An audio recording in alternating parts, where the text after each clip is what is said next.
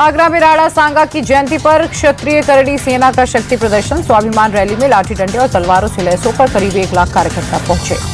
सपा सांसद रामजीलाल सुमन के राणा सांगा पर दिए विवादित बयान को लेकर करड़ी सेना में आक्रोश। सपा सांसद के घर के बाहर पुलिस का पहरा।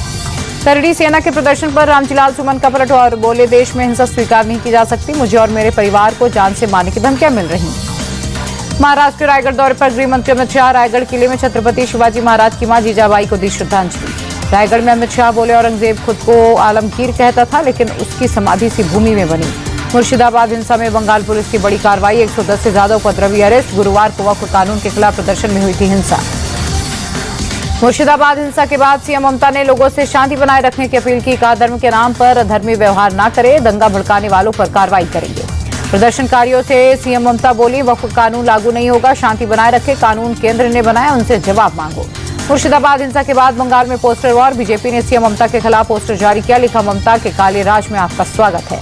मुर्शिदाबाद हिंसा को लेकर गिरिराज सिंह ने ममता सरकार को घेरा। बोले, हिंदुओं की रक्षा भी ममता सरकार की जिम्मेदारी। हिंसा दुर्भाग्यपूर्ण और दिल दहलाने वाली। बीजेपी प्रवक्ता प्रदीप भंडारी का बड़ा आरोप। बोले, बंगाल में हिंदुओं को टारगेट करके हिंसा को ममता बनर्जी का संरक्षण। हिंसा को बढ़ावा दे रही है मुख्यमंत्री। मुर्शिदाबाद हिंसा के लिए अखिलेश यादव ने केंद्र सरकार को जिम्मेदार ठहराया। बोले, वक्फ कानून को लाकर केंद्र ने व्यवस्था खराब की। वक्फ कानून पर यूपी के डिप्टी सीएम केशव प्रसाद मौर्य बोले, इस कानून से गरीब मुसलमानों को फायदा होगा, माफिया मुसलमानों को नुकसान होगा। जम्मू कश्मीर के अखनूर में एलओसी पर पाकिस्तान की ओर से सीज फायर का उल्लंघन। फायरिंग की आड़ में थी घुसपैठ की कोशिश। पाकिस्तान की गोलीबारी में सेना के एक जेसीओ हुए शहीद। सुरक्षा बलों ने इलाके की घेराबंदी कर तलाशी अभियान चलाया। भारत विरोधी भावना से भरा था तहव्वुर राणा। पहले दिन ही पूछताछ में खुलासा। साजिद मीर, मेजर इकबाल और दूसरे आईएसआई एजेंट से पाकिस्तानी सेना की वर्दी में ही मिलता था तहव्वुर। पाकिस्तानी सेना की वर्दी के प्रति बहुत प्रभावित है तहव्वुर। सेना छोड़ने के बाद भी लश्कर-ए-तैयबा और हुजी जैसे आतंकी संगठनों के शिविरों से जुड़ा रहा।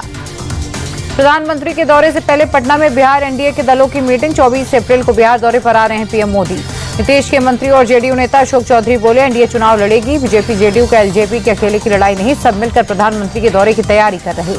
छत्तीसगढ़ के मुख्यमंत्री विष्णुदेव साय का बयान। बोले, धर्मांतरण छत्तीसगढ़ के लिए कलंक की तरह। पैसों का लालच देकर मजबूर गरीबों का धर्म बदलवाया जाना गुनाह है।